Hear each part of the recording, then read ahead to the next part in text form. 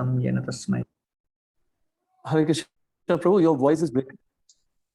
नमो ओम विष्णुपादाय कृष्ण प्रेष्ठाय भूतले श्रीमते भक्तिवेदांत स्वामिन् इति नामिने नमस्ते सरस्वती देवे गौरवाणी प्रचारिणे निर्विशेष शून्यवादी पाश्चात्य देशतारिणे जय श्री कृष्ण चैतन्य प्रभु नित्यानंद श्री अद्वैत गदाधर शिवासदि गौर भक्तवृंद हरे कृष्णा कृष्णा कृष्णा हरे हरे हरे राम राम राम। जय श्रील प्रभुपाद की जय। So thank you very much for joining us this afternoon again. So we have had a discussion on two of the qualities which are very important for building leadership credibility. First is integrity, and second is service attitude.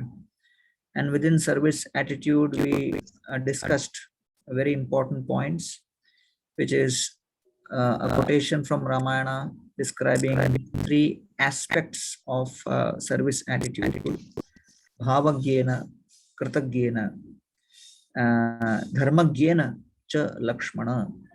So having conscience, having competence, and having character. And Lakshman served Lord Ram in this manner. So, today we will discuss the third element of building leadership credibility, which is tolerance, and also the fourth element, which is humility. So tolerance and humility are both interconnected, and these are two very important character qualities. And Mahaprabhu also in his Shikshashtakam mentions Trinadapi Sunichena Taroriva Sahishnuna Amanina Manadena Kirtaniya Sada Hari. So therefore, this is a very, very important shloka from the Chaitanya Shikshashtakam. And when we speak about tolerance, we speak about a leader's character. And that tolerance represented by one of the very historic characters in the Ramayana, which is Bharat Maharaj. So in leadership, our competence will take us only as far as our character can sustain us. So competence is like the building, but character is like the foundation and the pillars of the building. And it is our character and not competence which determines our capacity. So therefore, how do we understand the state of our character? And how do we know some of the signs that my character is gradually failing me? Because if the character of a leader starts failing us, then our capacity also starts failing. So there are 5 symptoms which we can keep in mind, and it is like an introspection, and we can cross-check it. First, when there is a gap between what we are speaking publicly and what we are speaking privately. Okay, so sometimes it may happen that we get inspired to do certain things, but then we start actually gradually deviating from what actually is supposed to be our standard.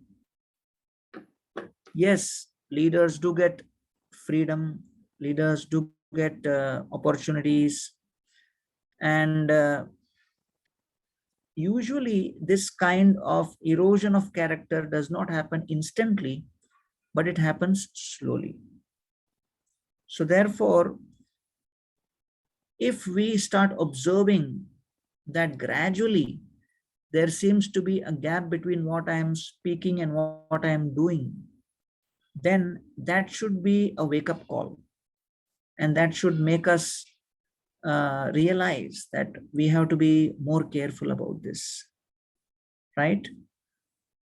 So therefore, this is very, very important.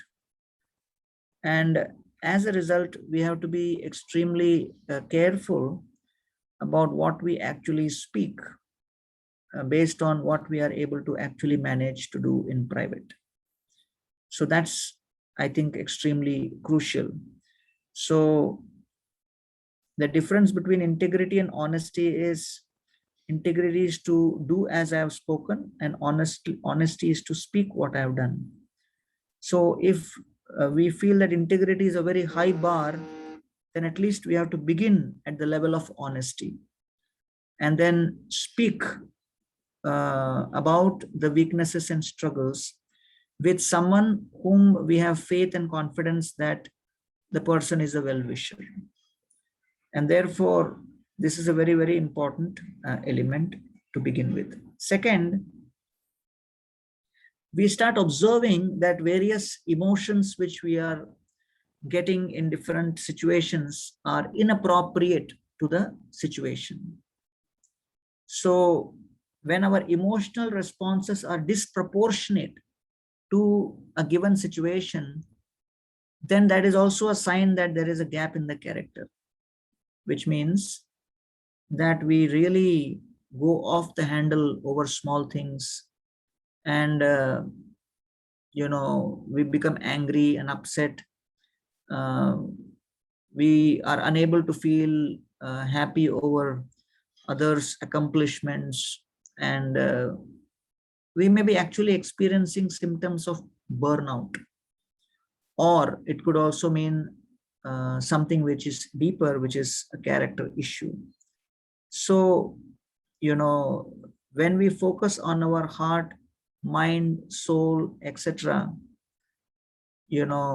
then we have control over these things. Our reactions become much more healthier when we are integrated our character with the original purpose, which is serving and pleasing Krishna.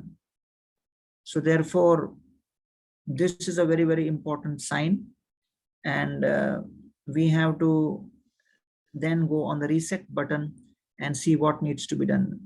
Third very important symptom is that because we are not deeply and genuinely connected with the process of Krishna consciousness, we may start feeling empty-hearted because we are in the process of serving and giving. But if we are not carrying something to give, then we feel we are having less and less grace to share and give. So therefore, one may have the highest standards as a leader, but are we having sufficient connection with Krishna in terms of the regular practice of Krishna consciousness? So then let us introspect and see, can I improve my sadhana? Can I improve my chanting? Can I do more chanting? Can I, study Srila Prabhupada's books more genuinely, deeply, and hear on a regular basis? So that if we have less and less mercy to give, then it is a very, very strong indication that our character needs some serious work, because we are actually representing Krishna and trying to give Krishna to others. And if we are not spending quality time with Krishna, if we are not investing quality relationship with Krishna through our chanting, through our study, through our worship, through our representing Krishna, then we will not be able to do justice in sharing Krishna with others. Fourth, character flaw which we may notice is, the leadership which we have may become very self-centered. That means we may only be obsessed with ourselves. So the sign of great leadership is we exist to serve people, and great leaders don't believe that people exist to serve them. And therefore, we look at things on how all the different elements in the system can be utilized in the service of the mission. And therefore, we will not be thinking in terms of only selfish thoughts about how can I actually utilize this situation or the person or circumstance for fulfilling my own selfish needs. So at the heart of any kind of character issue is unresolved pain. And pain is always kind of selfish, because if you kind of hit your hand on something and it starts paining, then you can't think of anything else. You're only thinking of that only, because pain means that it rivets your attention on what you are going through. So if we become selfish in our leadership, that is because there is unresolved pain in our life, and we may be using the leadership platform to fulfill some of that unresolved pain, and that needs to be dealt with. And we would need help, support, counseling, having a frank heart-to-heart conversation with others on taking care of this. And then another symptom of a character which needs fixing is we keep justifying our good and bad decisions, our bad actions and bad decisions. So, people come and tell us, this was not proper, but we don't agree. We start justifying our bad behavior, we start justifying our bad decisions, because it's a fact that Mahaprabhu has said, Amaragya Guru Hoy Tarai Desh. And yes, it's a fact that within ISKCON, we start giving leadership roles to people without going through a formal process of training, either as a preacher or either as a manager or as a leader in any organization. And it is basically based on faith and based on prima facie relationships. And there is no formal system, frankly speaking, factually. And therefore, sometimes we put people in certain leadership roles or in preaching roles, and they are leading either a congregation or a temple, but then their behavior causes pain and difficulty to others, and the others start complaining, but then when you try to give feedback, such leaders start justifying their bad behavior rather than accepting. So they actually lose their authority to lead. So therefore, in essence, whatever may be the cause and reason for why these character flaws are happening, two things are required. These character flaws need to be recognized, and number two, rectified. That's the bottom line.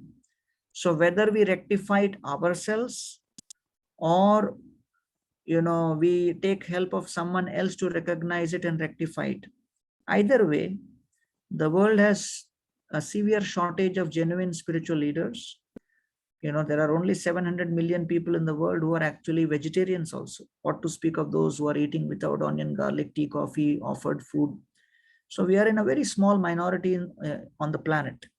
So each and every leader who's showing responsibility, taking responsibility to lead the mission is a major contributor. So we need to help them, support them, and give them tools by which they can lead this mission better.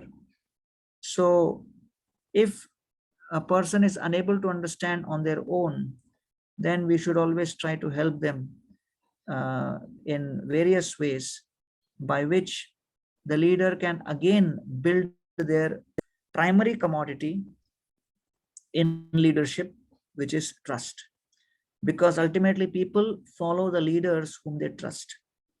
If one violates that trust, then people will stop following us. So therefore, these are some initial thoughts which we need to keep in mind. And it is our actions and not our words which will create our leadership and legacy. So therefore, as leaders, if we have to deliver or improve our character, then we have to work on certain things by which our character can be enhanced. And Bharat Maharaj represents such a character. So what are some of these symptoms? First, whether as leaders we are able to deliver on our promises. Because we may say many things, but people do not see how many things you are saying, but they will only see out of all the things which we are saying, how many we are actually following. So therefore, when that confidence is built, that whatever we have said, we are going to do it, then people start having trust.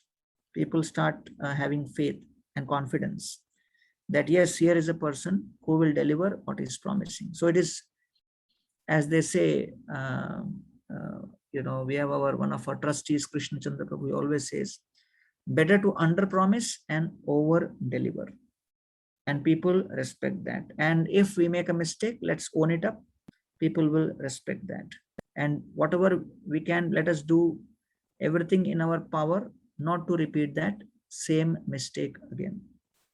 Second, very important principle to improve our character is whether we truly value our relationships, which we have in our leadership circles and with those with whom we are leading, because ultimately we are trying to build long-term relationships. Okay, so if someone is a grahastha, then their relationships with their own family members and with others who are in their circuit, if someone is a brahmachari or a sannyasi, then all those who are coming in the scope of the work on a regular basis, that needs to be monitored. So how much we are valuing those relationships is a very important symptom of that character. Third is, to improve our character, we have to define our real priorities, right? And the real priorities is something which should be focused on what is ultimately our vision and mission with respect to Srila Prabhupada's movement. Nirvikar Haridas Gambhir Ashay Bolite Lagila Tare Huya Sade. Nobody could bewilder Thakur Haridas because his mind was totally focused on, the fact that I am a servant. So his Gambhir Ashay means his intention was deep. And what is the meaning of that deep intention? He had no other thought apart from serving the mission of Lord Chaitanya Mahaprabhu and serving the holy name as a servant.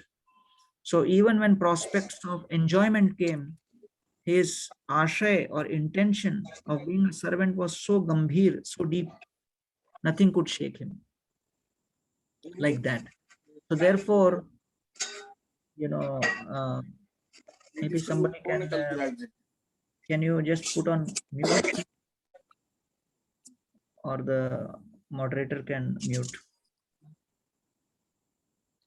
So therefore, now the question arises, someone may say, I have my priorities right, but how do you identify someone's priority? You identify someone's priority by seeing what do they spend their time on, what do they spend their projects money on, what do they measure, and what do they reward. So these are the 4 parameters of checking one's priority. Where do the person spend their time, money, what do they reward, and what do they measure? What do they measure and what do they reward? So that's very important thing. So therefore, if we say our sadhana is our priority, then, are we making things in such a way that devotees can attend their sadhana better? If we say studying of Prabhupada's books, so are we facilitating that study of the books? If we say, menial service is a priority, so are we trying to facilitate that? Whatever may be, but, what we are investing our time, our money, what we are able to measure and reward, that will actually identify our priorities. So therefore, we have to make sure that our priorities align with our vision and mission, because that is how the trust really builds in the long run. And then the fourth very important element as a leader is whether people, who are with you and supporting you, and their opinions and what they are, coming up with and sharing, is it being taken seriously, or do they matter to you or not, right? So if a leader appears to be very impatient, and if a leader is perceived as someone who's simply using people as a means to a certain end, so if people are seen as a means to an end, then the overall credibility goes down. The people should be seen as resources who need to be cared for. Okay. So, especially when we are connecting with people, then we have to be able to stop, listen, have a conversation with them. If there is something which they have asked for, then we treat them as people and not as matter. So, how we treat people is a sign that they matter. And fifth and very important element of building of character is, how do we respond when there is pressure, when there is real pressure? Because even while studying, we may think, okay, I have studied for the exam very well. But how much I have actually studied is revealed when there is the actual questions which pop up from the question paper. And then when we see those questions, then we realize how much we know or not know. So therefore, just like examinations test a student's learning, crises test a leader and his leadership skills. So therefore, how we responded during our last crisis will tell us exactly where our character is. So therefore, the crises should be taken very seriously, and these are opportunities for us to reveal our character. And therefore, Mahavipattau samsare yah smaret madhusudana vipattau tasya sampatti bhavet ityaha shankara. That in great intense vipatti, one who remembers Madhusudana, that person's vipatti becomes his sampatti. So therefore, if our vision is greater than our reality, so our reality may be right now we are struggling, we may be not pure enough, but if our vision is that, yes, I want to fulfill the 7 purposes of Srila Prabhupada's ISKCON and move in that direction, and I'm willing to work in that direction, and for attaining that vision, I'm willing to tolerate various things. I am willing to tolerate the urge to control. I'm willing to tolerate the urge to consume. I'm willing to tolerate the urge to convince. I'm willing to tolerate the urge to compete.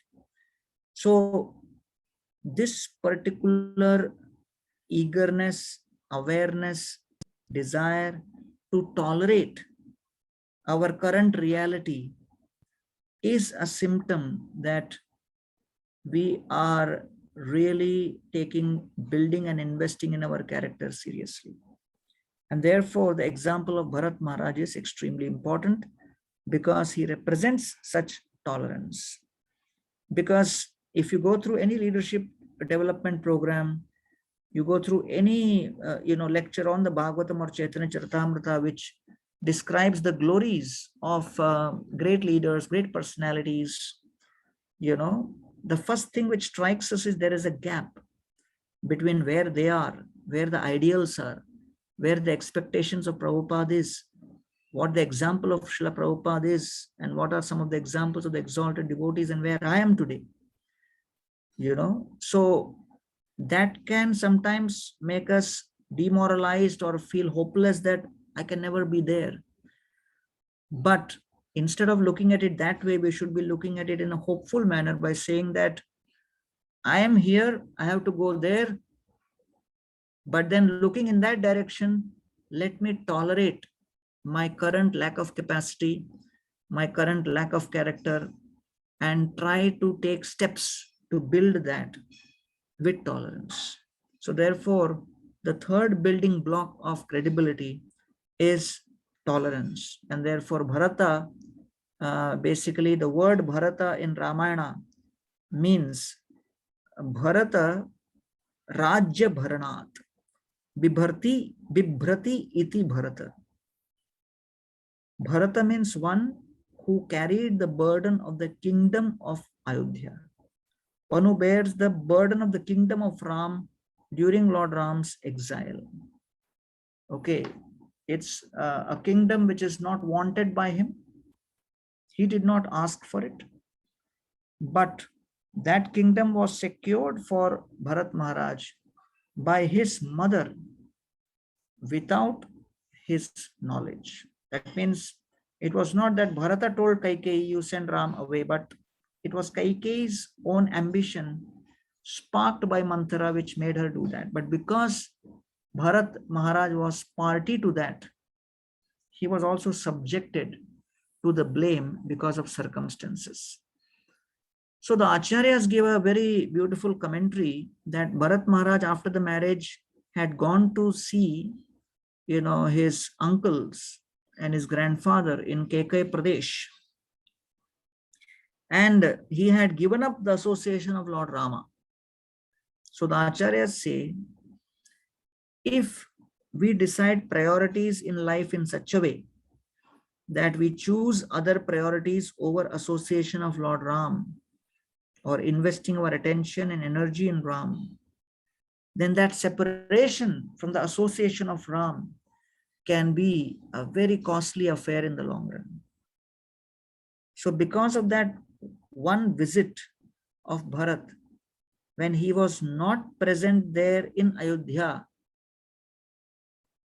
the entire story and history for Bharat changed in future.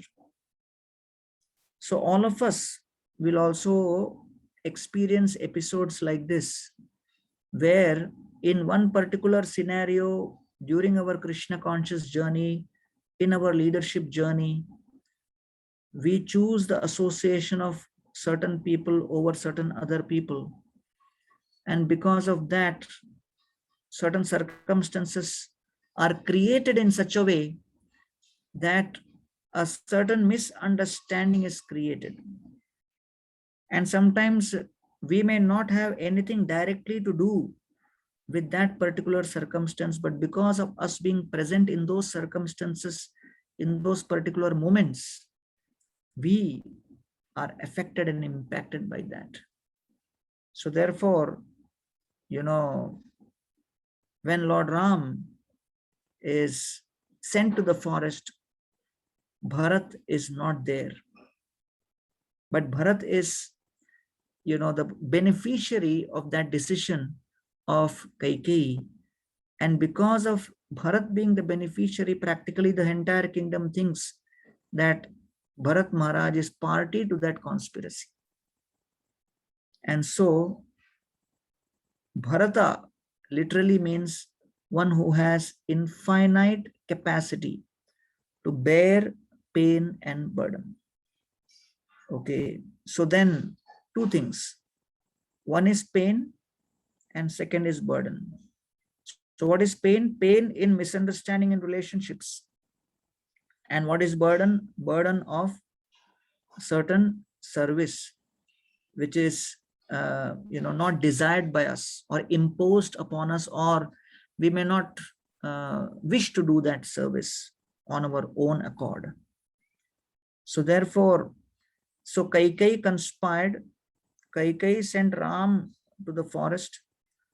Bharat was visiting his grandfather in Kaikeyi Pradesh. When Bharat arrived in Ayodhya, Bharata sensed something is wrong. The whole ambience in Ayodhya is looking very devastated. Everything is very lonely. Dasharath Maharaj is missing.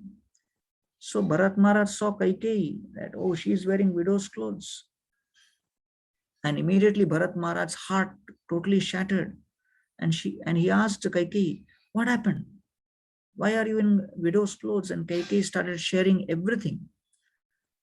She did not, have any remorse while speaking. And she also broke the news of Dasharath Maharaj's death and Lord Ram leaving to the forest. She even addressed Bharat Maharaj as O King. And when Bharat heard that, you are calling me king, he broke down and he chastised Kaikeyi. And Bharat was lamenting that how could you do such a thing?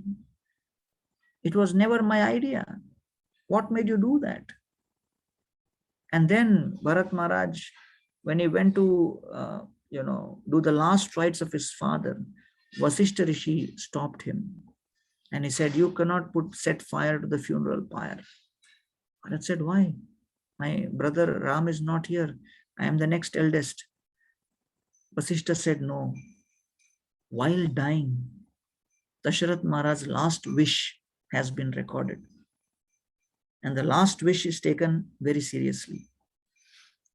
The last wish of Dasharath Maharaj was that at no cost should you allow Bharat to touch my dead body and set fire to my funeral pyre. Because Bharat has been co-conspirator. He's extremely sinful and he's the culprit behind sending Ram to the forest. So when Bharat Maharaj heard this, just imagine the amount of pain he experienced, because there is no way he can now clear that misunderstanding. Because sometimes when you feel people have a misunderstanding, sometimes you feel you have to clarify it. And then you get opportunities to clarify, but there are other times you have no opportunity to clarify. You cannot clarify because the person is gone. So how will Bharat Maharaj clarify with Dasharath Maharaj that actually, father, I had no idea, it was all Kaikeyi only? No. So Bharat had to live with the heavy, heavy burden of carrying that load of misunderstanding upon his head, upon his heart, because he was a co-conspirator. Bharat was a co-conspirator along with Kaikeyi, and that is what Dasharath Maharaj thought. So therefore, Bharat Maharaj was caught in the quicksand of what is known as circumstantial misunderstanding. So the circumstantial misunderstanding is very, very difficult to deal with. And not only Vasishta Rishi, but Kaushalya, she also suspected, oh, Bharat, you are also part of this conspiracy. Not only Kaushalya suspected, then our Guha also suspected. Then Bharadwaj Rishi also suspected. The Ayodhya Vasis also suspected. So they were all suspecting. And therefore, citizens of Ayodhya held Bharat Maharaj responsible for the death of Dashrath. Just imagine what kind of pain, Bharat Maharaj had to tolerate. All the Ayodhya Vasis, they were convinced, at least the vast majority of them, that Bharat is equally responsible. And so it is said that when Bharat Maharaj was staying at Nandigram, he would get up early in the morning at 1 o'clock and go to take a bath. Why? Because when people would see him, they would take a stone and throw at him whenever they would see him. Right? And Bharat was ruling Ayodhya on behalf of Lord Ram's Paduka. And he would get up 1:30 in the morning and go and take a bath. Otherwise, if he was late, people would come there, and when they would see him, they would throw. So Bharat Maharaj was administering a kingdom where the majority of the people whom he was administering, they did not trust him because of what had happened. And he was getting constant criticism, but still, because it was Lord Ram's order, so the citizens tolerated. And Bharat Maharaj also had to perform this service. So you can imagine, under what heavy load of misunderstanding, he had to do this. So this is a very, very important element that in the Bhagavatam it is said, Ahoituki apratihata jayatma suprasidati. Bhakti has to be performed in all circumstances. So when things are going well, it becomes simple to practice bhakti. But when things are not doing well, it becomes almost impossible to practice because the mind becomes very heavy.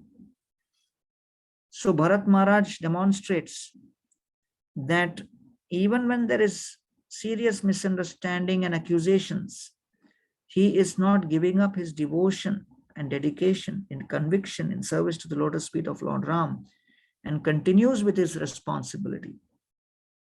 So these are some of the greatest challenges which a devotee who is in leadership role will face, that when there are accusations, when there are criticisms, when there are, aspersions cast on a leader's character or various kinds of other misunderstandings which may happen, how do we tolerate this and carry that load and continue with our Krishna conscious sadhana, continue with our Krishna conscious Sangha and Sambandha, and continue with our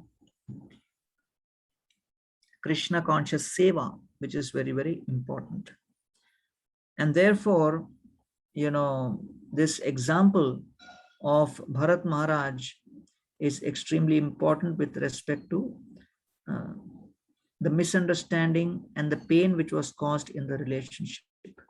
Even Lakshman, when he saw Bharat coming with a huge army towards Ram in Chitrakoot, he got on top of the tree and started narrating to Lord Ram that Bharat has come to conquer over us and kill us. And Bharat wants to be the king. But Lord Ram said, if that is the case, let him speak with his own mouth. I will immediately agree, but I will not cast any accusations on him till I hear from him. And then when Bharat and Ram meet each other, it's such an emotional meeting. And Bharat Maharaj cries tears of, pain, requesting Lord Ram to return back, and Lord Ram refuses.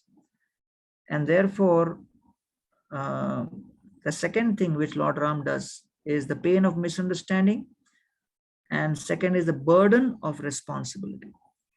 So Lord Ram allocates to Bharat Maharaj the burden of the kingdom of Ayodhya administration. The entire administration of the kingdom he gives to Bharat. Bharat does not want to do it, but Lord Ram insists that you must do it. And Bharat Maharaj is actually allowed to sit on the throne, but Bharat Maharaj abdicates the throne, goes to Nandigram, stays in an ashram, eats very, very austere food, and is in a very tapasvi mood for 14 years, in the mood of just serving in the best possible manner the order and instruction of Lord Ram. So therefore, Bharat was carrying heavy burden of responsibility of administering Ayodhya without the facility, along with the pain of misunderstanding of the citizens of Ayodhya and of so many others.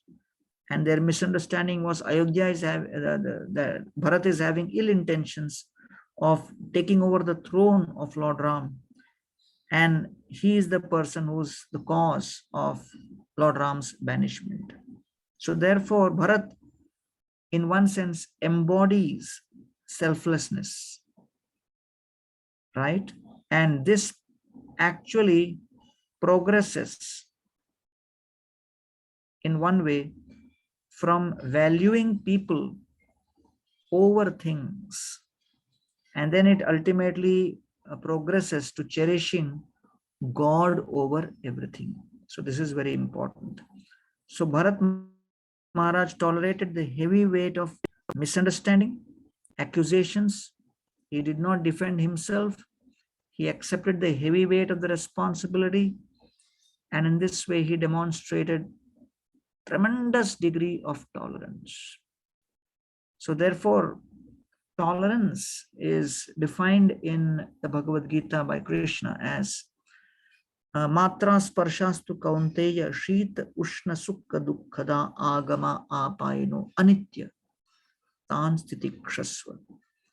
What is tolerance?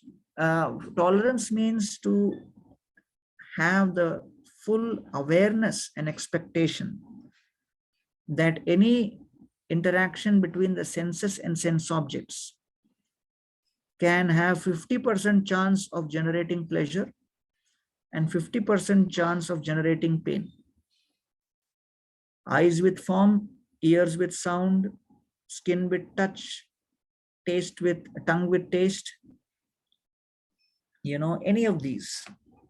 When we have both the awareness and the expectation that this interaction between the senses and sense objects can either create pleasure or pain.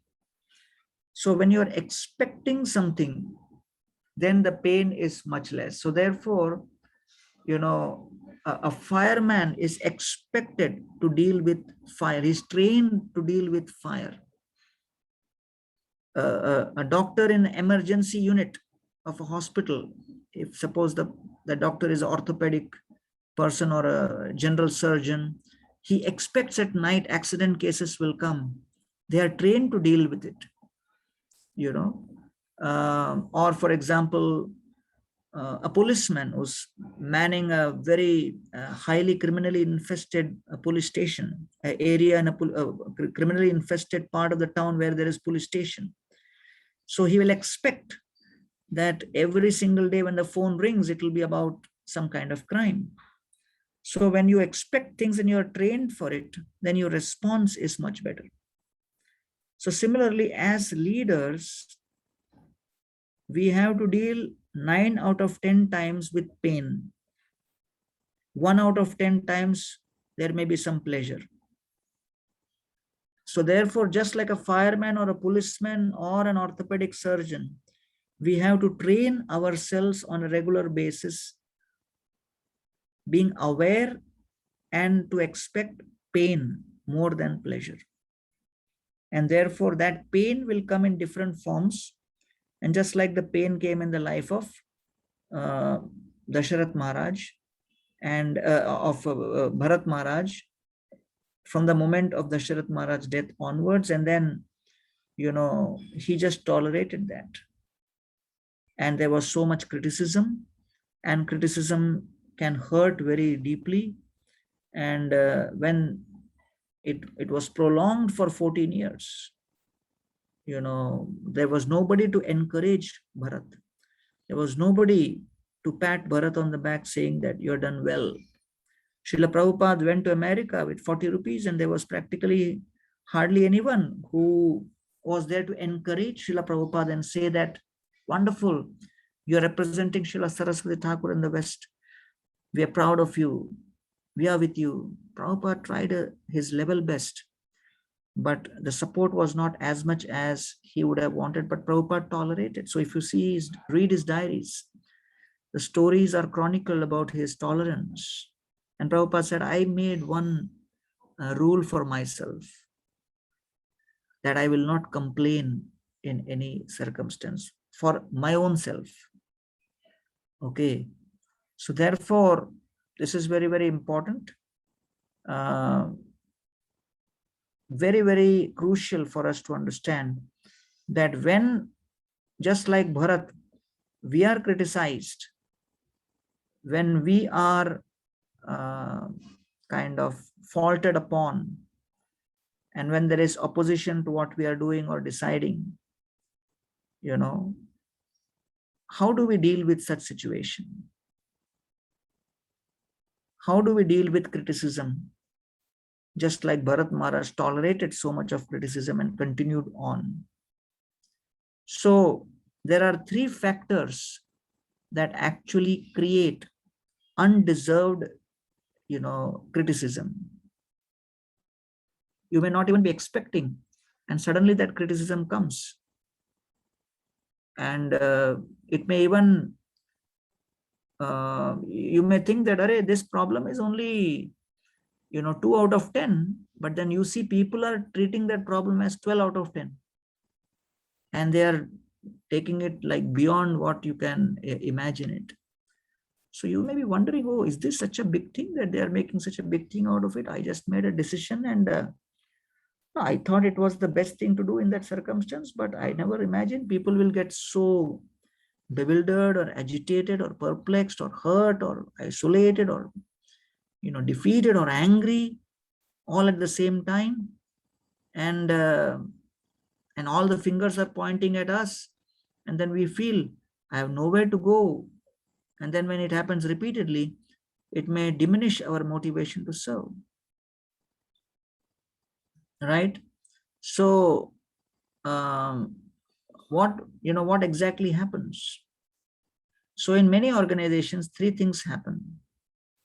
First is, majority of the problems which we are experiencing with people in our temples and congregation may not have anything to do with the temple itself, right? Which means that the people who were criticizing us, the people who were upset with us, many times they may be having struggles in their workplace, or they're having stresses in their marriages, or they're having some kind of a problem which they are trying to face with. And overall, especially in today's COVID scenario, people's jobs are in crisis. People are struggling with fear. They are struggling with financial, political, emotional, relational stresses and issues, So in general, the overall climate across the world is that of severe agitation. So therefore, the climate today, especially in the post-COVID times, is that of agitation and stress. And the background emotion which is prominent is anger. And therefore, that anger can very easily manifest. And the first tendency of people is to, direct that anger towards the leadership. And therefore, we should realize and we should accept and expect the fact that in such a ecosystem, global ecosystem and climate of stress and anger, it is very, very challenging to take up leadership responsibility. And if we do take it up, we should be expecting people's reactions to be emotional like this. So therefore, as I said, if you're a doctor, if you're a policeman, if you're a fireman, you're taking up your role with a certain expectation. So if we are getting into leadership roles, we should have an expectation and expect these kind of things to happen. So that itself takes care of a majority of anxiety when you're expecting that. Second, because of more and more online presence, people are distanced from each other. And when you're distanced from each other and there is separation through gadgets, people become ruder, people become bolder. And therefore, this pandemic has actually created that kind of a situation. And you can see that to become angry on someone or criticize someone online is kind of much easier to do than if that person comes straight in front of you. So we live in an angry age, and the current crisis has made it worse. And then, when you are sitting in front of somebody, you may not be speaking so harshly. But when there is distance which is created, someone is sitting in one corner of the world and we don't even know where they are or whatever. It doesn't take much to just type something and, press the send button, because distance desensitizes people. So distance between people has an effect, an impact of desensitizing us. Okay. So therefore, when we are dealing with people who are present with us, we are a little more sensitive.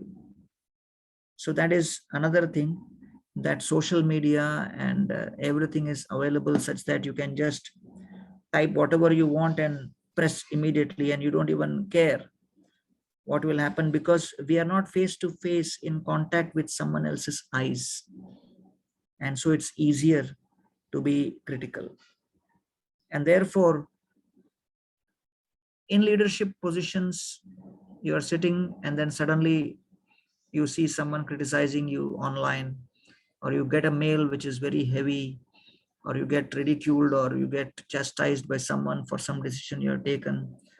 And you may be thinking, oh, does this person who's writing this even know the entire background of what we have done and what the case is? And but again, as I said, we have to accept and expect this kind of scenario of leadership in today's time.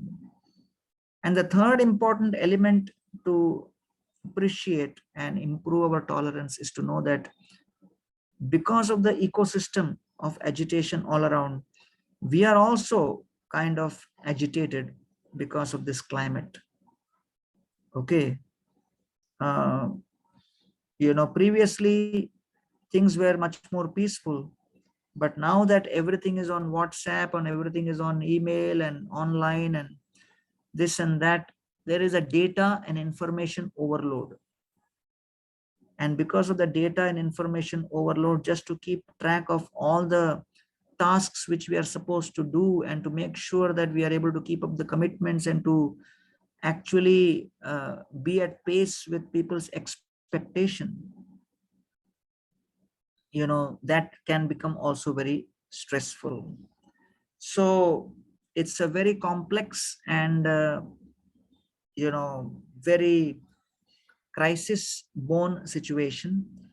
And to be affected and impacted by such a situation is actually very, very possible.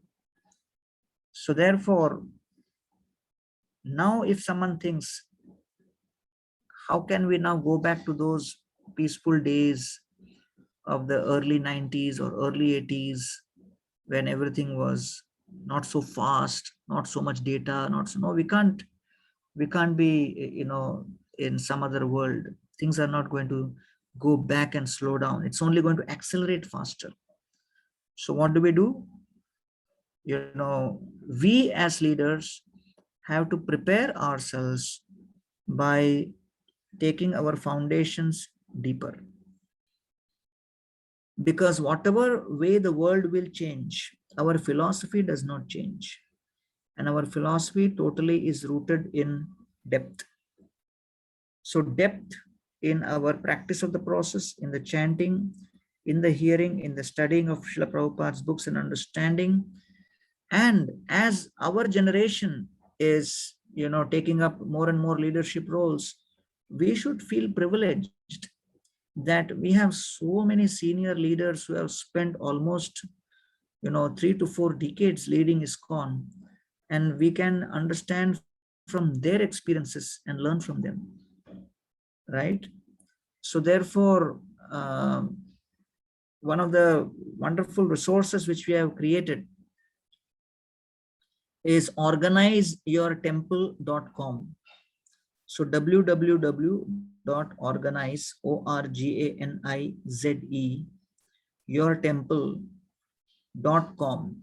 And in that, one section is specifically dedicated to the best practices, and another section is dedicated to various interviews of previous GBCs and previous leaders of ISKCON and current leaders also.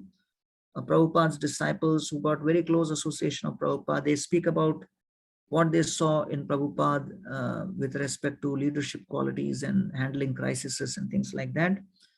And then some of the leaders also share about how they have gone through crises and how they have dealt with it, right? So therefore, when we see Bharat Maharaj's episode, then we should know that one of the very, very core needs of leadership today, which builds credibility, is tolerance, titiksha. So now we saw 3 ways in which we become unhealthy because we are in stress, the circumstances we are in, that is in stress, and the division between people has made all of us more desensitized. So now the question arises, what are some of the things which we should do to actually inform and transform our condition? Or what are the three things we can do to become little more healthier and more tolerant, right? 3 to 5 things which we can do. How can we become more tolerant? How can we become more sensitive? Okay, so 3 long-term strategies. First is we have to be able to grieve our losses. For example, all of us experience some loss or the other. Okay, someone leaves, someone has a fall down, someone has a difficulty, someone is criticizing us, or they feel that we are responsible for their problem, or we start interpreting it as lack of gratitude, but that's a loss. So every time someone says, oh, you're great, you are great, but you should really see that other guy, he's really great. So you may also think, oh, that's also a loss. But whatever, death, illness, strained relationships, any kind of crisis we go through, there is complexity, there is shock, there is confusion, all of that. We should be aware about it. We should be conscious about it. We should expect this. And we should know that our main task is to deal with it and try to help ourselves find meaning within this, and try to help others find meaning out of that. So therefore, if someone says that I'm a fireman, but I don't deal with fire, then that doesn't make sense, because he's supposed to be dealing with it. He's being trained for it. So therefore, when we say that we have to grieve our loss, what is it? That when you feel something is bothering me, or this particular situation is bothering me, what that person said, or this group said, or this particular thing happened where they criticized, or whatever, let us first acknowledge and accept that yes, there are people who are deeply upset with me. There is someone who is criticizing me. There is someone who's agitated about me. Okay. So therefore, let us acknowledge it, let us accept it. And 2 things we can do: pray to the deities, because the deities are there to give us strength. So you pray to the deities, please, to give us the strength to tolerate this, to give us the intelligence to do now the right things, to respond to it, not react to it. Right? And this is a beautiful example which I want to share from the Veda base. So in the Veda base, if you see the 8th canto, Srimad Bhagavatam, there is an excellent section where the Gajendra pastime happens. And after the Gajendra pastime happens, Gajendra is offering, prayers and everything. And at that time, the last life of Maharaj Indradyumna is described. And that last life of Gajendra as Maharaj Indradyumna, that is very, very important lesson, because this is 8.4.10 and 11, that when 8.4.11 and 12, evam shaptva agato agastyo bhagavan nripasanuga Indradyumnopi rajarshir dishtam tat upadharayan Apanna kaunjarim yonim atmaspriti vinashinim hari archananubhavena yat gajatve api anusmriti. Shukadeva Goswami continued, my dear king, after Agastya Muni had thus cursed King Indradumna, the Muni left that place along with his disciples. Since the king was a devotee, he accepted Agastya Muni's curse as welcome because it was desire of the Supreme Personality of Godhead. Therefore, although in his next life he got the body of an elephant, because of devotional service, he remembered how to worship and offer prayers to the Lord. So, in my own experience, I feel this particular verse 8.4.11 and 12 are extremely crucial for us as leaders to learn the basic principle of why I should tolerate. Because leadership is difficult, to handle crisis is difficult, to be blamed and to be criticized and to be misunderstood is difficult. But what kind of inspiration and impetus gives me the strength to tolerate is this, that evam shaptva, although he was cursed, evam shaptva gato agastyo bhagavan nripasanuga Indradumnopi, although Indradumna Maharaj was Rajarshi, dishtam tad, he considered that upadharyan to be nothing but, dishta is destiny. So Prabhupada explains a beautiful purport that this is the unique position of a devotee of the Supreme Personality of Godhead. Although the king was cursed, he welcomed the curse because the devotee is always aware that nothing can happen without the desire of the Supreme Lord. So this is the first thing. When we are cursed and criticized, number one, let us try to be aware that nothing can happen without the desire of the Supreme Lord. Point number one. Second point, these are all points in the purport. King was not at fault. Agastya Muni cursed him. And when this happened, the king considered it to be due to his past misdeeds. So second, yes, we will have episodes where we are strongly convinced I am not at fault, still I am being criticized. How do I respond to this? Let us try to remember it is due to my past misdeeds. Tattenukampa susamikshamana. Third, Prabhupada says this is a practical example of how a devotee thinks. Third, regard any reverses in life as blessings of the Supreme Personality of Godhead. Blessings. Fourth, instead of being agitated by such reverses, he continues his activities of devotional service. So when there is, agitation, when there is some kind of accusation, we have choice. Either we have agitation or we accept this as the Lord's plan and continue acting. So when we continue acting, accepting this as Lord's mercy and it's part of my previous karma, then Prabhupada says, instead of being agitated by such reverses, he continues his activities of devotional service and Krishna takes care of him and enables him to be promoted to the spiritual world, back to Godhead. So the power of this tolerance is we attract Krishna to intervene to take care of us. Then fifth, if a devotee has to suffer the reaction of his past misdeeds, Lord arranges for him to be given only token of these reactions. So we understand, yes, people may be criticizing or doing things, this is token of my reaction.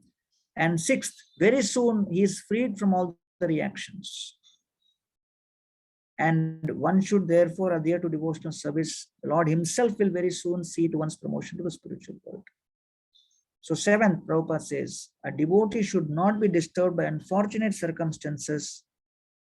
So should not be disturbed, number two, by unfortunate circumstances. Number three, must continue his regular program. Number four, depending on the Lord for everything. Right? So this is the meaning of the term upadharayan. Upadharayan means considering, contemplating, to be consciously meditating. Upadharayan. So that is the word used here. Dishtam tat upadha. Indradyumnopi rajarshi. Dishtam tat upadharayan. So this is the meaning of conscious servant leadership. That, just like a surgeon, just like a fireman, just like a doctor, policeman, we are consciously accepting responsibility of serving the society of devotees as leaders. Upadharayan. But we are considering that all these reversals will happen with full consideration. Prabhupada says last, this word indicates that a devotee knows what is what. This word indicates that a devotee knows what is what. He understands what is happening in material, conditioned life. So this is one of the most beautiful purports, which gives me personally a lot of strength. And you see the words of the 12th verse, which says, Apanna Kaunjarim Yonim. So Indradunna Maharaj got the body of an elephant. And what is special about elephant? Atma Smritim Vinashinim. The elephant body is designed in such a way that it is very, very bad for remembering the Supreme Lord. Remembrance is not one of the strengths of an elephant. The human body is designed for self-realization, for Atma Smriti. And what is, Gaja body, elephant body? Atma Smritim Vinashinim. It is supposed to be destroying Smriti of Atma. But the third line says, Hari Archananubhavena. Because in the previous life, Indradunna Maharaj served with two significant attitudes. First, he was sincere in his service. Second, he was sensitive in his dealings. So these are the two most crucial words for practicing devotees and leaders to remember. That sincerity in service along with sensitivity in dealings, yat gajatve api anusmriti. When we do these two things, sincerity in service and sensitivity in dealings combined together, they help us please the Lord. And when the Lord is pleased, then, we are able to remember the Supreme Lord. And that is what is described then in the 3rd chapter, that when Gajendra begins his prayers, so when he begins his prayers, just after he is contemplating, at that point it is described, at that very moment, he is thinking about how he fixed his mind. So that is the beginning of the 3rd. Evam vyavasita buddhya samadhaya manohrudi jajap paramam japyam prak janma anushikshitam. So he was able to concentrate on the Supreme Lord. Evam vyavasita buddhya samadhaya, he was in samadhi. Why? Because he realized that my priority in the previous life was not to score a political victory, not to score an emotional victory, but to score a devotional victory by tolerating and pleasing the Lord. So that is what is being again focused in Prithu Maharaj and Indra conflict also.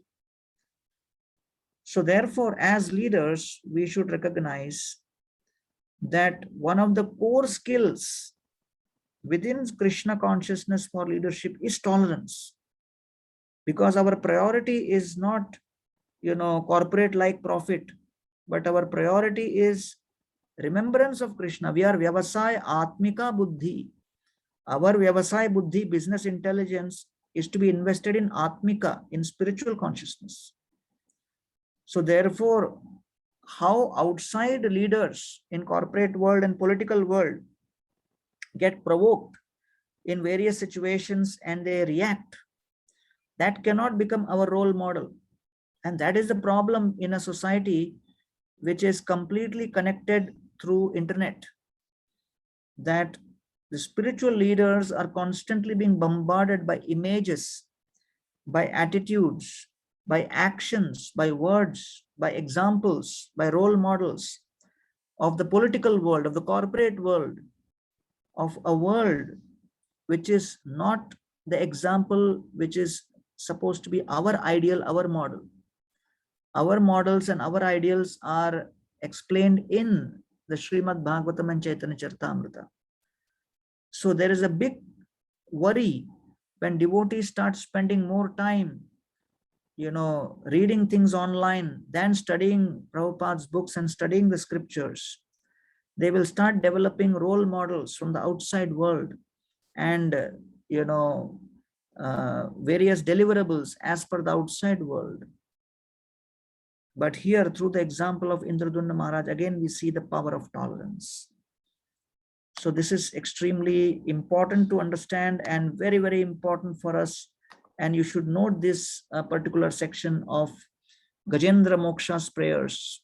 The 8.3.1 is where he begins the prayers. And then in 8.4, 10, 11, 12, in those verses, the background is explained.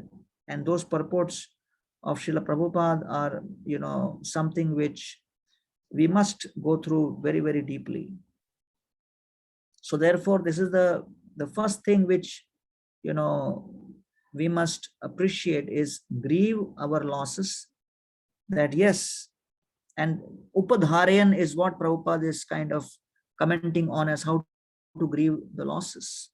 Like he was criticized, he was, given a curse, but he did not, how did he deal with that curse?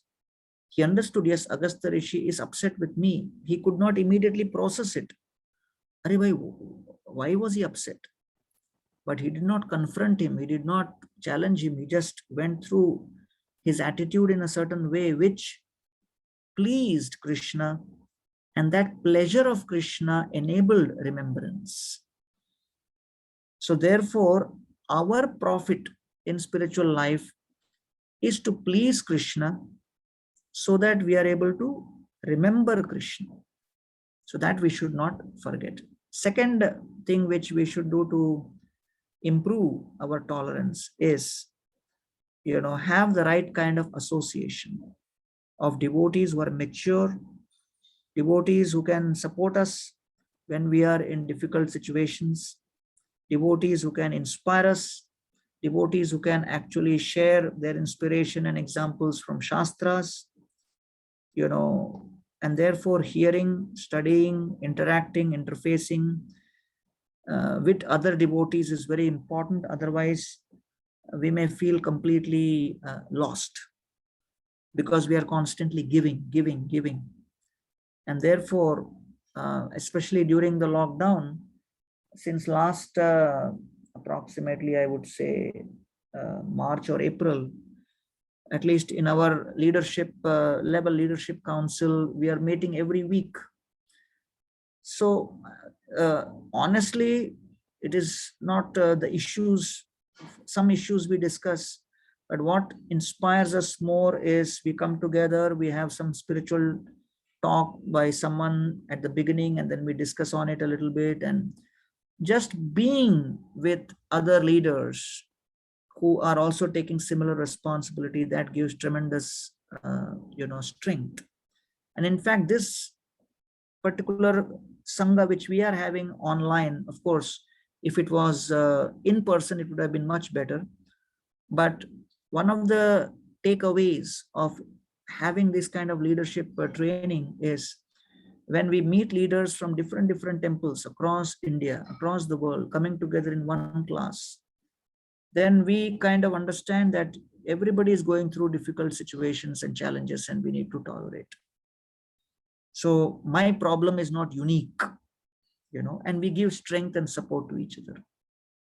Third, very important element is, as we are recalibrating our leadership journey, we have to ensure that we are moving at a sustainable pace, because we should remember that when you are traveling long, then you have to go together. And especially in this kind of crisis like COVID and all, there is severe stress on leaders. Leaders are tired. Leaders are going insane trying to deal with situations. So therefore, we have to really, make sure that we have a sustainable pace and we are taking the right breaks in a way that the break doesn't mean just doing some time pass. We are taking breaks in a way that we are feeling spiritually rejuvenated, emotionally nourished, physically rested. So when we feel spiritually, rejuvenated, emotionally nourished, and physically rested, then we can come back with even more energy and pace. So therefore,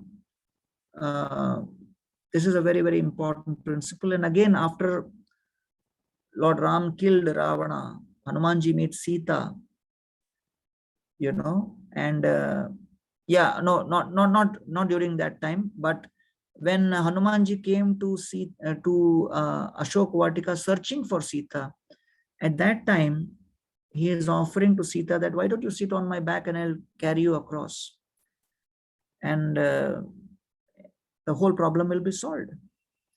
But Sita Devi says, no, I don't want to go with you, because I'm afraid of the heights. I will fall from the ocean. I'll fall from the top into the ocean. And second, there are too many Rakshasas around. And third, you are a Parapurusha. I cannot touch a Parapurusha. Hanumanji shows his size and says what the Rakshasas will do. And as far as ocean is concerned, he's your father. Why you are afraid? And as far as Parapurusha, I'm your son. Then Sita finally said, no, actually, I must say that that's not the reason. The real reason is the Supreme Lord Ram has appeared in this world to increase people's dependence on him in crisis. Lord Ram wants to show that there will be crises each one of us will go through in life, which cannot be solved intellectually, which can only be resolved by taking shelter helplessly, depending on the Lord for his grace.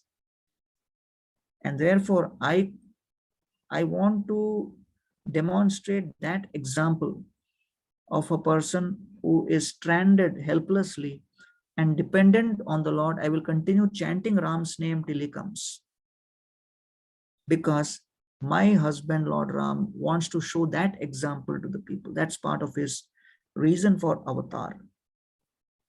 Otherwise, if I sit on your back and you take me across, the world will say, oh, use your intelligence in crisis and the crisis will get resolved. No. So therefore, as leaders also, we should know there will be crises, problems, challenges we will go through, which cannot be solved intellectually. It cannot be. In those moments, we have to helplessly take shelter of the Lord and, depend on the Lord, because we can't really understand why the Lord has orchestrated this. And then, Sita Devi also says, I also want to tolerate all of this because Sundari Raghunathasya Surastri Dukkha Shantaye Dashananasya Bhavane Dashamasan Niveshayam. That if I sit on your back and escape, I will become liberated. I will become free. I will become suffering free. But what about all the ladies whom Ravana has captured and placed in his, in the palace and captured them and held them captive? They are suffering. So I want to tolerate all this suffering for their sake, so that only when I continue suffering here, Ram will come. And when Lord Ram comes, he will free me and free all of them. So I have to be willing to tolerate this for their sake, for their sake. So that should be the mood of a leader, to tolerate, to be selfless, to understand the overall bigger picture, and then upadharayan, to see things as they are and understand that the purpose I decide to tolerate, I choose to tolerate, is so that I can please the Lord with my tolerance. And when the Lord is pleased with my tolerance, he blesses me with his contemplation, with his remembrance, which is most important. So that is the main point. So this is the tolerance demonstrated by Bharat Maharaj. And fourth, leadership credibility, which I will very briefly end with, is that which is represented by Shatrughna. And Shatrughna represents the quality of humility, which is the absence of false ego. Shatrughna, Niti Shatrughna, Nitah Priti Puraskrita. Shatrughna Nitya Shatrughno, Nitah Priti Puraskrita. So Shatrughna means one who has conquered over his Shatru. Now one may wonder that, in Ramayana, there doesn't seem to be any episode where Shatrughna has conquered any, enemy as such apart from Lavanasur. Why such word is given? So that Shatru refers to Prakrite Kriyamanani, Gunai Karmani, Sarvash, Ahankari Mudatma Karta iti Manyate. So therefore, the soul is bewildered by the false ego. So why Shatrughna is glorified as one who has conquered his ego? Because Lakshman served Lord Ram, but Shatrughna served the Bhagavat. Lakshman served Bhagwan, Shatrughna served Bhagavat. And therefore, Shatrughna's example is even more relevant for us, because practically the entirety of Ayodhya misunderstood Bharata, was criticizing Bharata. So we spoke such elaborate detail about Bharat Maharaj's tolerance in the wake of criticism. But let us try to contemplate and imagine how much pain Shatrughna must have gone through when he was hearing all of these criticisms of Bharata. And what a test of Shatrughna's faith it must have been, when practically the entire kingdom is vilifying, accusing, criticizing, and the person he is aspiring to serve, Bharat, but still he continues to serve Bharat Maharaj with the same kind of vigor, with the same kind of faith and loyalty. So therefore, while serving, Shatrughna did not think that my object of service should be perfect and should be above any criticism, only then I will serve. No, even though Bharat Maharaj was going through criticism, Shatrughna understood and realized that Bharat Maharaj was not at fault. And he also realized that if I continue showing loyalty to Shatrughna, I will also be pulled into the whirlpool of unpopularity and criticism. But Shatrughna was concerned with service, not with coming top of the popularity charts. And therefore, he is considered to be a very worshipable personality, especially in the Sri Vaishnava Sampradaya, because he demonstrated that kind of Vaishnava Seva. So it is said that what is the difference between Lord and the Vaishnava? Both are considered Karuna Sindhu, both are ocean of mercy. But the Lord as Karuna Sindhu is compared to an ocean of salt. Why? Because that salt is Lord's complete independence. And that complete independence is mixed with his mercy. Okay. But if a ocean water is there, we cannot quench our thirst. So Lord is an ocean of mercy, but he is so independent that sometimes it is difficult to be dependent on him. But a devotee is also Karuna Sindhu. But Vaishnav is like an ocean of pure water. And that pure water basically is not salty, because that Vaishnav does not have such kind of independence, in the sense that he is very, very dependent. Therefore, when Lord Chaitanya Mahaprabhu, he kind of chastises Kal Krishnadas. At that time, Nityananda, Jagadananda, Swarupa Damodar, Charijane Yukti Kare Karilo Antar. They came forward as the community of devotees and gave shelter to Kal Krishnadas. Although he did a mistake, but then they tried to help him and gave him some service which would keep him engaged and keep him share contribution, but which also factors in the fact that yes, there has been some mistake committed. So that was the great maturity of the community of devotees with Lord Chaitanya Mahaprabhu. And therefore, Shatrughna had completely conquered his false ego. Gachatam matulakulam bharatena Gachatam matulakalam bharatena tadanaga Shatrughna nitya Shatrughna nitah priti puraskrita. So Shatrughna was devoid of any sense of false ego, and so Bharat Maharaj could engage him at will the way he wanted, because Bharat Maharaj had so much conviction that he will just follow my will. So that is a quality of humility which we see in Shatrughna. So in this way, these are the four qualities which as aspiring leaders we should aspire to cultivate, to build leadership credibility. Integrity, represented by the character of example of Lord Ram.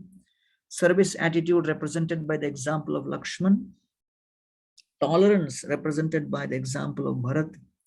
And humility, represented by the example of Shatrughna.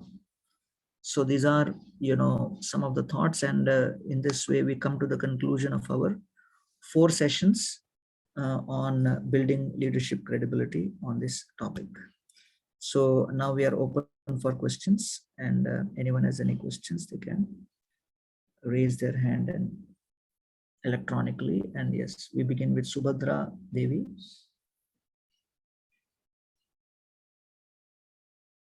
You have to unmute yourself. Yeah. Hare Krishna, Prabhuji. Yeah. Thank you very much for the nice explanations. I was wondering if you have some soft copy for us about your text, what you have told the 4 days, because it's so much in one time. It's hard to digest it.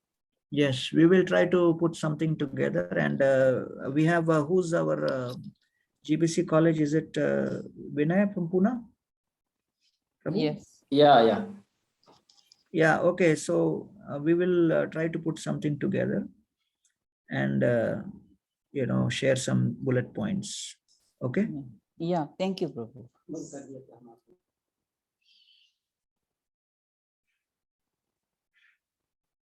Yeah. Any other questions?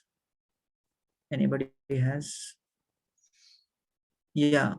Premanjan Prabhu. No, sorry. Is it a question or what is it? Hare Krishna, Prabhu. Hare Krishna, Premanjan. So I was just thinking, you gave the nice example of Bharat Maharaj, what happened to him. And sometimes also it happens to us also. I personally experienced that also. But besides being humble and tolerant, shouldn't we also look whether when we get criticism that we really do something about that also? Because as human beings, we can make mistakes. So besides having those qualities, try, maybe we have made some mistake, whatever, and try to rectify that. Yes, Prabhu. So it goes without saying that if, the body of the Vaishnavas expects us to make some changes, we should do it without hesitation. And that is 100% true. But I'm basically referring to Bharat Maharaj's case is very specific because Bharat Maharaj was not a party to that mistake or conspiracy. Bharat Maharaj did not plot that particular banishment of Ram. He was not involved party. He was not a culprit, but he was accused as a culprit. So that is the specific context which I am focusing on. Of course, if someone is not following the proper protocol and making some blunders and changes expected, that goes without saying. That changes have to be done, and the person can't quote this lecture of today saying that, I am like Bharat. I will tolerate all that what all of you people are saying, and I'll continue tolerating. They'll say, we are tolerating you. So it is not like a blame game, but anybody is deviating, they need to come on correction course. But in case, I'm saying, in spite of doing everything, whatever you are supposed to do in the best possible manner, you do it. And you feel I have done my best, but still you feel you see that there are people reacting and making various accusations. So then one should, it is natural to feel discouraged, but how to feel encouraged is through such characters. So that's the idea. So that's the idea for, why we have this kind of training sessions, because when you're hearing different speakers, leaders of ISKCON sharing their experiences, you are getting some, you are able to relate. Yes, I went through this some years ago like this. Another incident happened like this. And, maybe I should now prepare myself accordingly. So these are opportunities for reflection.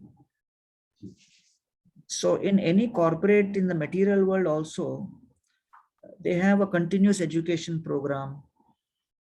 It is mandatory, for many of the high-level corporations, that the top leadership has to go for some upgradation of their skills, of their attitudes, of their values through regular coaching, because that keeps them, prepared to take the next level responsibility.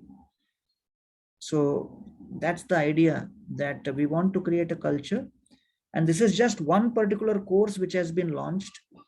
But ultimately, the dream is at every level of ISKCON, right from the time people enter, there should be different levels of training, which we will be now starting very soon. That there is a contributor, and then there is someone who is actually an achiever, and then there is a leader. So at all three levels, we want to have training. One who's just joined in and making his contribution in the first 5 years, and then in the, first after 5 to 15 years, they start achieving things. For them also, we need certain kind of training. After 15 years, they go into higher leadership roles, so they need also training. So it has to be a continuous aspect of our ISKCON's spiritual culture. So again, I always share with devotees that currently the paradigm of traveling preacher is that a person goes from temple to temple giving lectures only on philosophy, the katha, which is great.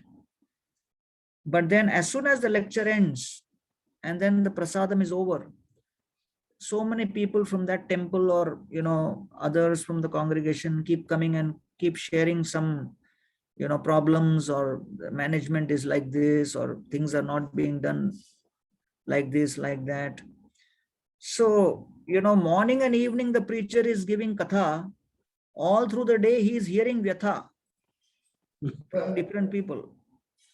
So, which means that, why can't we have a culture where on an ongoing basis, leaders and congregation leaders, not just I'm talking about temple leaders, congregation leaders also, those who are leading bhakti vrikshas or they are in positions of being shiksha gurus, there be a regular culture of training and development.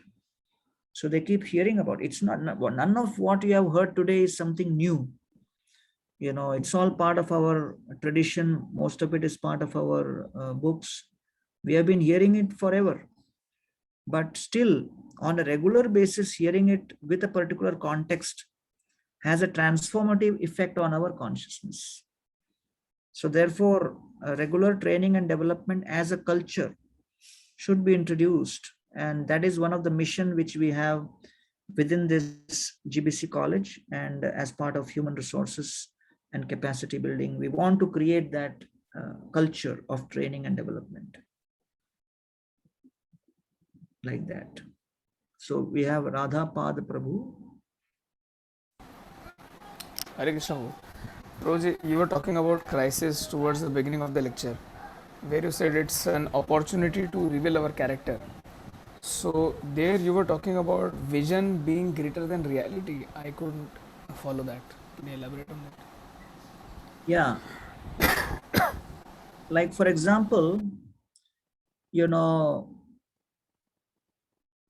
Lord Chaitanya Mahaprabhu's vision is Prithvi te ache jatan nagaradigram sarvatra prachar hoibe murana.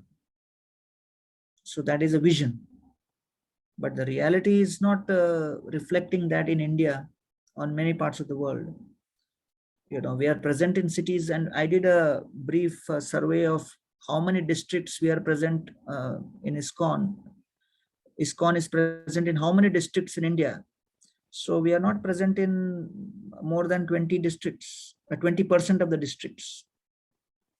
So we still are not anywhere close to gram. Or then Mahaprabhu says, Trinadapi sunichena taroriva sahishnuna. That is the vision. But reality is that we may still be a long way away. It may take some time like that. So therefore,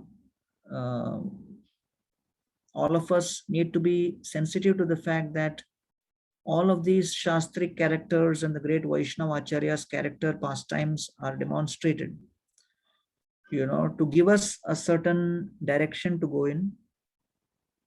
And when we compare our current reality of my consciousness with what I hear, there may be a gap.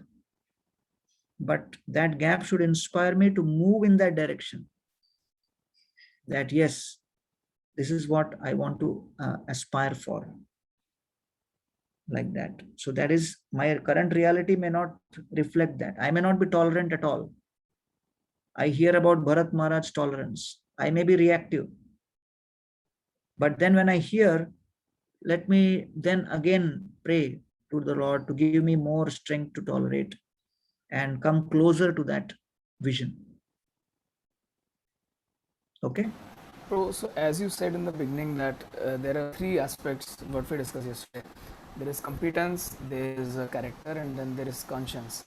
Right. So you were focusing that we have to focus more on, because there is a level to which we can take our competence to, but it can continue only if we have good character. So the priority is always character, Very rather true. than competence. No, you again always don't try to think in terms of rather this, rather that. All are important. Character is that when you say that, the building is standing on a foundation and the pillars, you can't say, oh, that means foundation and pillars is more important rather than the walls. Rather than when AC is not there, people can't stay inside. Even with the best foundation, best pillar, people run away because air condition is not there. So everything is important, but you should know that if foundation itself is not there, the roof will fall on the head. So therefore, as leaders, we try to develop everything, but understand what comes first, what needs to be focused, and then what we need to develop. So you should have a holistic approach towards leadership development. At the same time, acknowledge that yes, as spiritual leaders, character and conscience are extremely important. And even if there are some things lacking in competence, things can be managed. But suppose you have, the problem happens is if, like for example, Rup and Sanatan were given responsibility of going to Vrindavan. Thakur Haridas was asked to sit and chant in Jagannath Puri. Nityanand Prabhu and Advaita they were sent to Bengal. Right? So Acharya Agya Dila Korea Samman. Achandale Adi Bhakti, Krishna Bhakti Diodan. Mahaprabhu tells Advaita Acharya. So all three had impeccable character. All three had high devotional character. You can't compare also. They are all eternal personalities. But still Mahaprabhu gave them responsibilities in a different way. One was asked to become the mascot of Holy Name. Another was asked to distribute amongst the masses in Bengal. And the third, Rupa and Sanatan, were asked to establish within the highly influential, powerful, politically astute, Mughals and the Rajputs. Why? Because not everybody can deal with power and the powerful. So what Rupa and Sanatan were asked to do, Mahaprabhu did not ask Advaita and Nityananda to do. So competence is also important. But you have to match the competence with the particular task, with the particular activity. So therefore, just because someone is a temple president does not mean another person should also become. Just because someone is a zonal leader does not mean someone else also should become. They may not have the competence for that particular role. So therefore, you cannot say that only character is important. Because as we have seen that Yudhishthir Maharaj with perfect character, but in that particular moment took a decision which had a devastating effect on so many people. So we can't also say that Yudhishthir Maharaj was incompetent. No, but that particular role was played to show how as leaders we should be sensitive to the fact that any decisions we make can impact others in a very heavy way. So we have to be very careful. So therefore, just like in the house, the foundation is important, pillars are important, the roof is important, and the fan and the air conditioning, everything is important. Then only people can stay. So if you are creating a whole leadership house for people to come and stay, you have to look at all the elements to make that stay for your community, for your congregation, for your ashram, within your house of leadership comfortable. Okay? So, Prabhu, we gauge it with whether it invokes the remembrance of Krishna or not. I mean, all these different Yes. aspects of leadership, the foundation, Yes. the walls, the ceilings, and everything. That is what Bhagavatam says. Samsiddhir Hari Toshanam. Atah Pumbir Jujasheshta Varnashrama Vibhagasha Swanushthitasya Dharmasya Samsiddhir Hari Toshanam. If you are taking up a responsibility as a temple president or a vice president or a general manager or zonal secretary, GBC, whatever, you are in a leadership role, but that role is putting you in so much of anxiety that you are not able to chant your rounds also. Every day you are having fights with people, you are not able to open the book only, and you are every day complaining, why I have been given this responsibility and all. So that means, you are not happy in that particular role, serving Krishna in that particular responsibility. So better you take up some other responsibility which you can do comfortably, remembering Krishna. So, Prabhu, just to last question. I mean, the whole focus is here from your lecture. What I see is, in other leadership lectures, we see that they always train us or they guide us in a way that it is always about leading others, helping others. So here, I mean, that's my understanding from your lecture, that it is more on working on our own selves. Then, because first we help ourselves and then we go out and help others. Yes. So is my understanding correct, or I'm kind of Yeah, missing it because out? today's the sessions are leadership training for you, not for the people whom you are leading. So therefore, the focus is on you only. You have to first learn these lessons and improve and introspect, and then you can serve others better. So when you improve yourself, then you will be able to do better seva to the people whom you are leading and serving. Okay. Thanks. Okay. So are you still at Panihati? Yes, bro. Okay. So we are very fortunate. We have temple president from ISKCON Panihati, where Nityanand Prabhu gave mercy to Raghunath Das Goswami. So make sure you continue serving nicely. With your blessings. Yeah. Thank you. Yes. Ananda Dulal Prabhu, and then after that Rasa Ashray Prabhu. Yeah. Yeah, thank you, Prabhu, for taking us into the intricacies of the situation of Bharat Maharaj. He was not a culprit, never was a conspiracy person, but still he has to undergo pain. And then you mentioned how if we know we are orthopedic surgeon, we are a policeman, we are a fireman, then we should be expecting and accepting that we will have to deal with pain.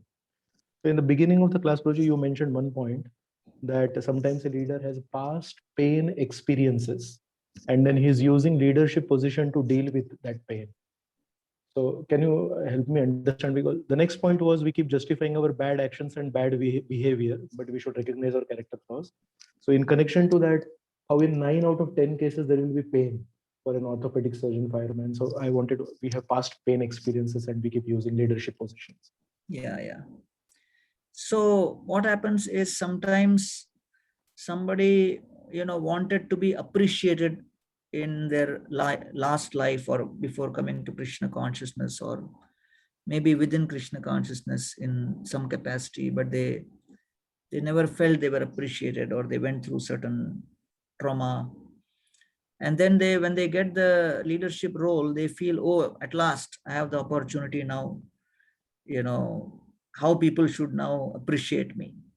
So if you approach your leadership position with a desire or the ambition of being appreciated, it is like an orthopedic surgeon or a fireman taking up a role, expecting that people who walk in will be coming with smiles and embrace him. That's not going to happen, because the role you are taking is that of trying to relieve people of difficulties and challenges. So many times people have very unreasonable expectations about what leadership role is all about, because of not understanding what it is. So just like, because of having worked and served very closely with Radhanath Maharaj, I have seen what is the service of an initiating guru. So I have no, utopian ideas about what is initiating guru actually have to deal with, because they have to deal with so many people's lives and their expectations, and then you see firsthand, then you realize, oh my God, this is what this role is all about. Otherwise, when you don't know that and you just say, oh, how many want to become guru, and say, oh yeah, I feel excited, maybe I'll get a good Vyas Puja and people will send some nice gifts and something like that, and say, okay, I volunteer to be a guru. And then when you get into it, then you realize, oh my God, I didn't know this is it. Nobody told me. So therefore, what leadership training does is it prepares people. When somebody goes into an orthopedic surgery, he has already gone through 4 to 5 years of medical school. then a couple of years of interning, and then working in different places. And the best quality doctors are those who have served in government hospitals seeing hundreds of patients. So the more experiences of pain they go through, the more they deal with it, the more they become kind of prepared to deal with it. So therefore, the wrong expectations sometimes lead to frustration in leadership positions, because people think, this role is something which is not. So that was the point which I was making, that do not try to project any of the past unfulfilled desires onto this role. I have been, preacher also, I have been in administration also, and I can tell you very clearly that, if you want to become most popular, be a nice kirtan singer. Then next level comes speaker. Next is pujari who distribute Mahaprasad. And the last, at the bottom of the pyramid, is an administrator in the popularity charts. So if, people want to be popular or want to be liked and this and that, then there are many other, opportunities apart from being just taking up a formal leadership position within the society. But if you are taking up, great, but you should be very sensitive and aware that what you are getting into. Thank you, Prabhu. Okay. Yes, Rasashraya Prabhu, this is the last question. Yeah, Prabhu, this is regarding the training we are getting in the GBC. Like you gave the example of Lord Ram pastimes with the Bharat and Lakshman, and all the leadership lesson was derived from that. But many times we get the training and the role model is different, like, from the material world. Right. Who don't have a proper character, no humility. What are the principles you're teaching? All they are missing in there. So when we are learning from their example or their works in the management, so we are going to follow them as a role model, maybe. So is it going to help us or is it a problem for us? Yeah, this is a very good question, Rasashraya Prabhu.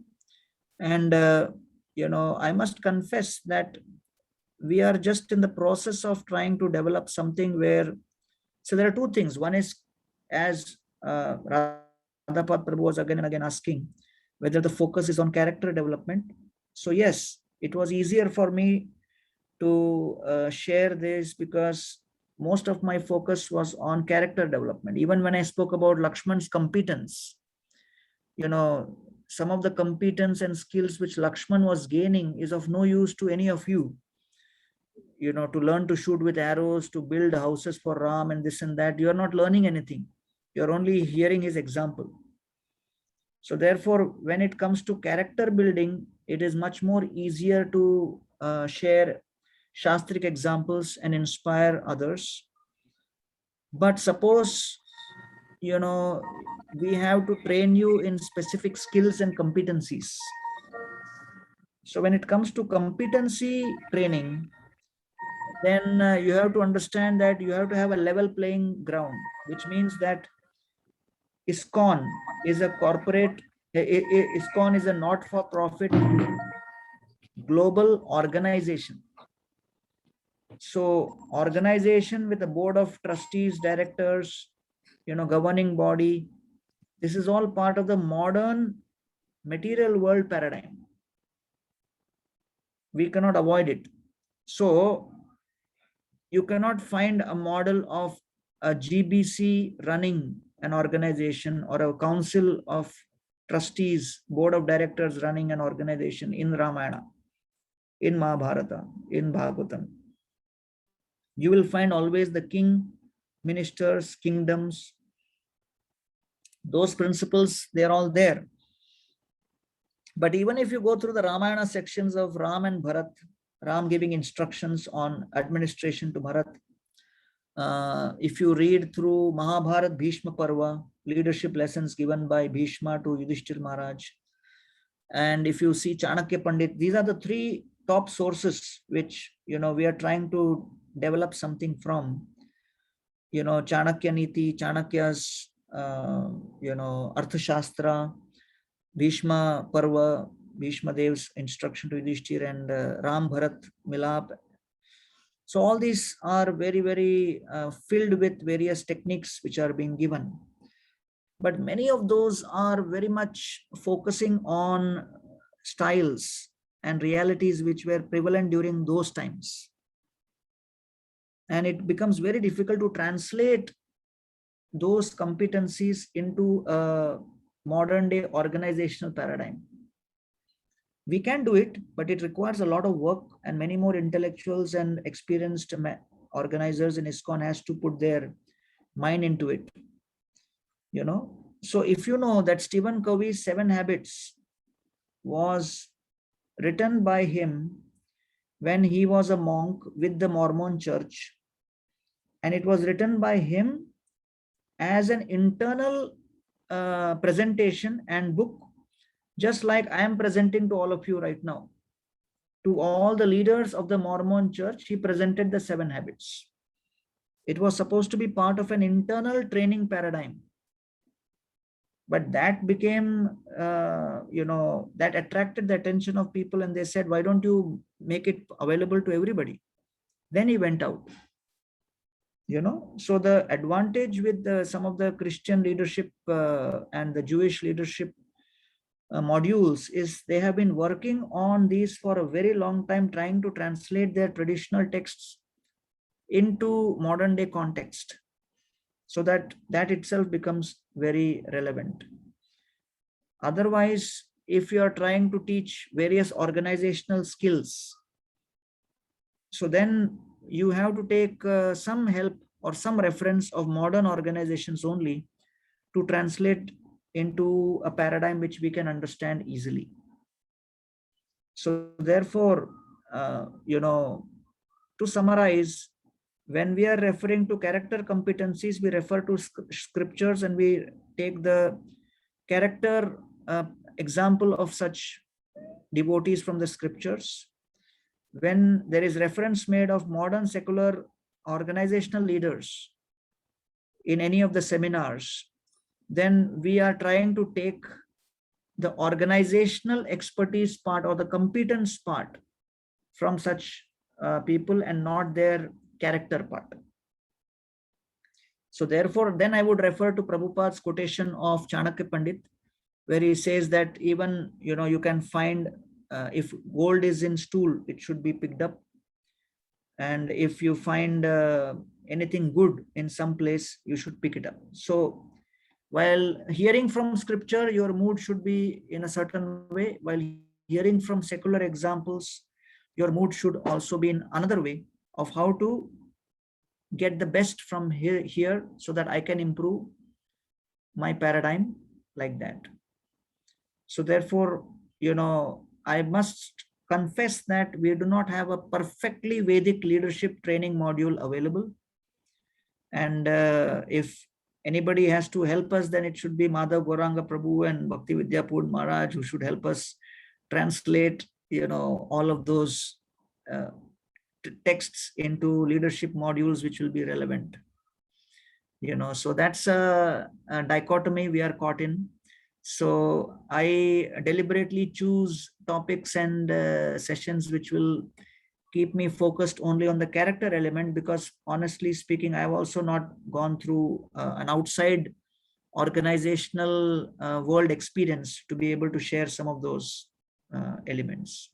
But I don't criticize those elements. I feel they are also important in the current, leadership paradigm we are in. We should not be totally sold out to that, but take whatever is, possible for us to implement in our own way. So in that mood, I think it is safe. Yes, Madhav Gauranga Prabhu, are you volunteering to come up with something? One more question, Prabhu.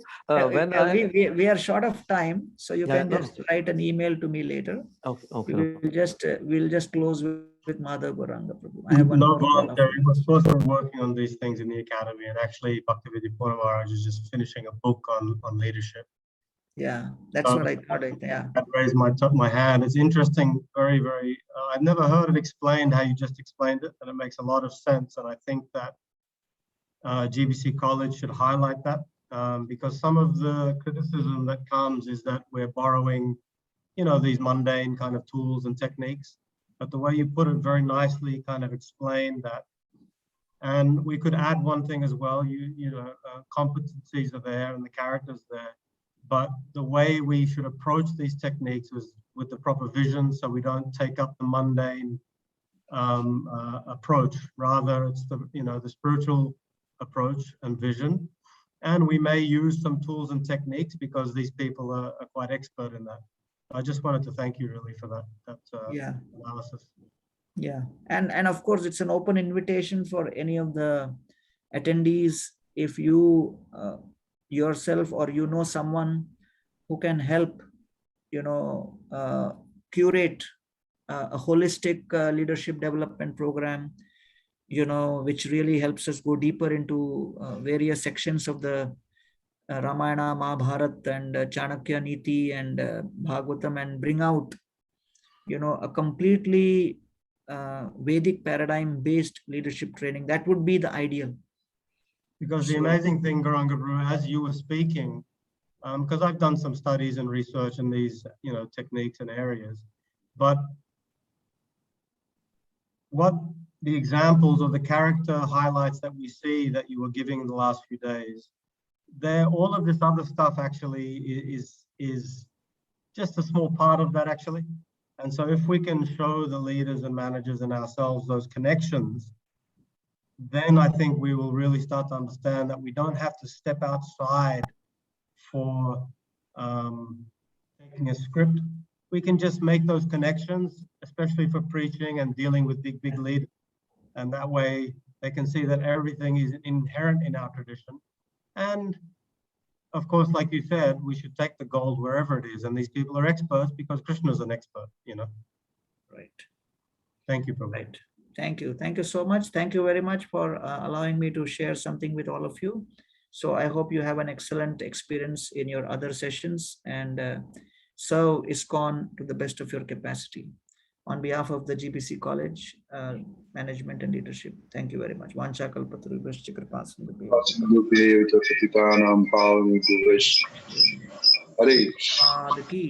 Hare Krishna.